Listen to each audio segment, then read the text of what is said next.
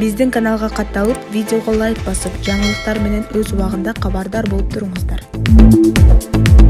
Социалдык тармактарда саламаттыкты сактоо министри Алымкадыр Бейшеналиев кызматтан кетиши мүмкүн деген маалыматтар жайнап жатат. Ал эми бул боюнча Алымкадыр Бейшеналиев комментарий берди. Мен кызматтан кеткен жокмун, азыр чогулуш өткөрүп жатам. Мен отставкага кетпейм. Кабинетимден чай ичкени чыгып келдим. Кабинетимден чыксам эле кызматтан кетти деп кеп кыла беришеби, деп жооп берген Бейшеналиев.